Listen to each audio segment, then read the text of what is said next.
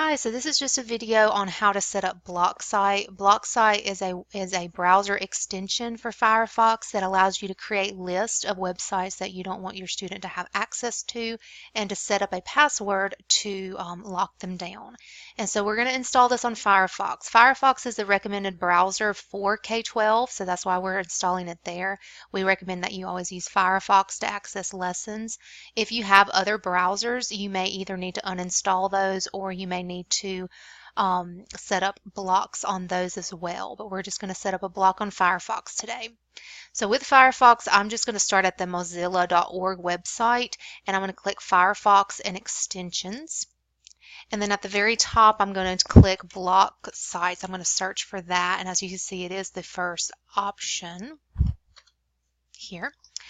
And it's very simple. You just click Add to Firefox. If you have a link that your teacher has sent you, it probably took you straight to this page. But we're just going to click Add to Firefox. So that's the first step. And then we're going to click here, Add. We do want to add Blocksite to this browser. So we're going to click Add. A few things happen when you do that. First, it's going to tell you that Blocksite has been added to Firefox and that you can manage the add-on by clicking the puzzle in the menu. But the first thing that I want to do is I want to make sure I set up my Blocksite, my list, and my password.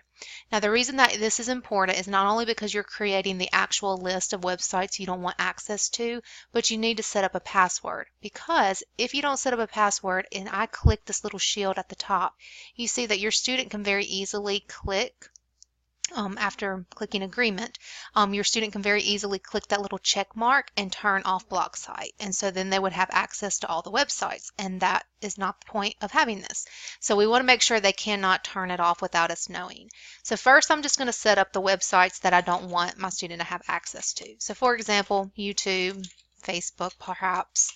I'm going to set those up as blocks. So you just enter in the web address and you see they are under the blocked sites. But I want to make sure that my student does not have access to this to take those off the list. So what I'm going to do is I'm going to set up password protection. Now you're going to want to click all three of these buttons. The first button is going to be the overall password protection so that they cannot access any kind of function. They cannot turn off Blocksite. They cannot add or delete websites to the list. You want to make sure that that is checked.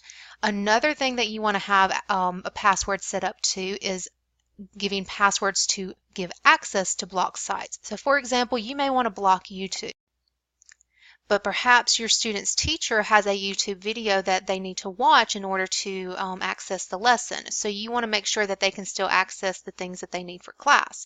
Well, if you click this box, then if your student tries to access a video for class, it will ask them for you to put in the password. So later on, you can put in your password secretly to that video that they're trying to watch, and then they would have access for that one video.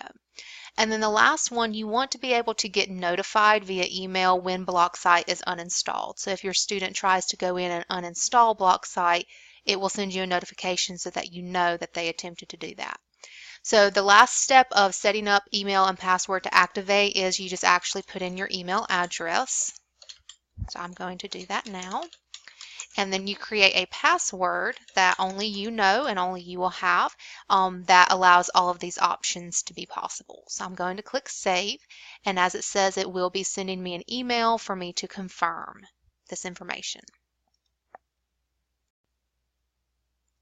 So this is a copy of the email that I received, and I'm just going to click right here where it says Verify Now. That's what I want to click to verify that this is my email address and I have set up the password as I wanted it.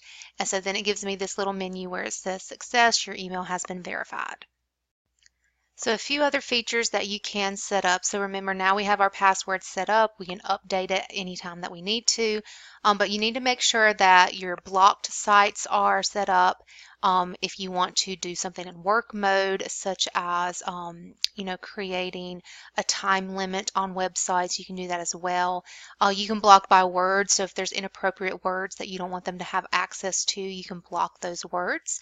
And also there's the settings, so you can change those settings at any time. But lastly, make sure that this block adult sites is clicked so that they don't have access to inappropriate websites. And so now, as you can see, if I were to click this shield, I don't have the option of turning off Blocksite unless I have entered in that password.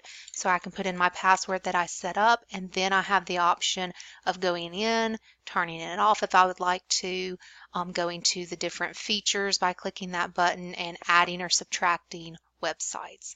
An example of if your student was trying to go to a website now, if they attempted to go to YouTube,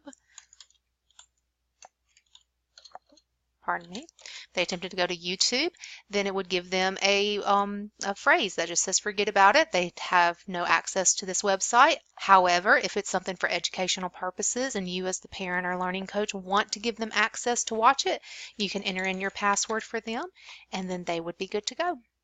So that is how you install Blocksite and create a list of password protected websites that your student can or cannot enter.